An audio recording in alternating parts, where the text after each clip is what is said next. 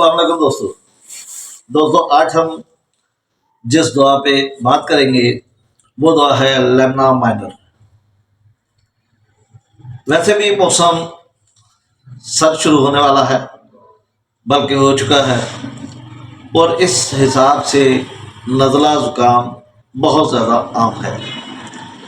और ये नज़ले ज़ुकाम की एक बेहतरीन दुआओं में से दुआ है, और इसका असर बिलखसूस नथनों पर होता है।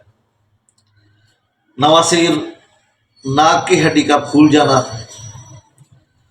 और ज़ोफ़ के बायस नाक की सोजिश हो जाती है।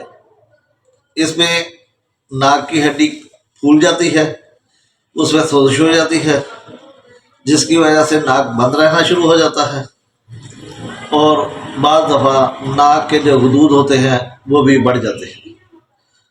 नाक की रुकावट से होने वाला दमा, ये दमे की भी बहुत अच्छी दुआ है, जो कि नाक में रुकावट होने की वजह से और ख़ास तौर पर मरतूब मौसम में इसमें शिद्दत आती है, सड़ी हुई बदबू आती है, सूंघने की हिस्स कम हो जाती है, नाक में पिपड़ी जमती है और पीप जैसा अखराज बकसरत होता है। ये आमतौर पर जो केरा गिरना यानी कि हलक में नज़ला गिरना और डंग लगने जैसा दर्द होता है, और यह दर्द नथनों से लेकर कान तक जाता है।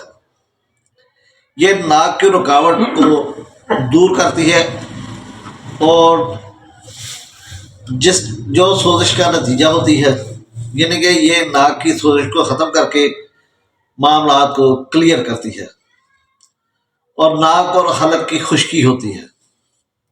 खुश्की की वजह से ही नाक में पिपड़ियाँ जमती हैं।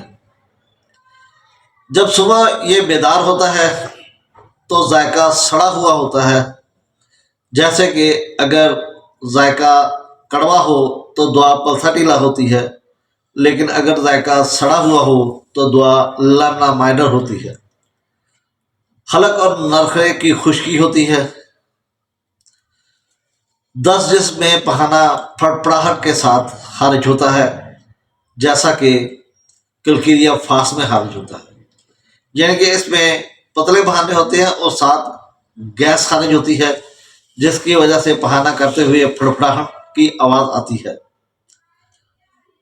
और इसकी शिद्दत आमतौर पर सर्द मरतूब मौसम में, बिलखसूस जब बारिश हो रही होती है। बारिश के मौसम में अगर नाक का कोई मसला हो, नज़ला हो जाए, नाक बंद हो जाए, दमे का अटैक हो नाक की रुकावट की वजह से, तो तमाम ये जो तकलीफ़ें हैं ये लेमना माइनर की तरफ इशारा करती है। और ये हड्डी की सोजिश या गुदूदों की सोजिश के लिए एक बेहतरीन दुआओं में से एक दुआ है। और ये एक छोटी सी दुआ है। उम्मीद है कि ये वीडियो आपको पसंद आएगी। अगर ये वीडियो पसंद आए इसे लाइक करें, शेयर करें और चैनल को सब्सक्राइब करें। इंशाल्लाह अगली वीडियो के साथ फिर मुलाकात होगी। अल्लाह हाफिज़, अल्लाह निगहबान।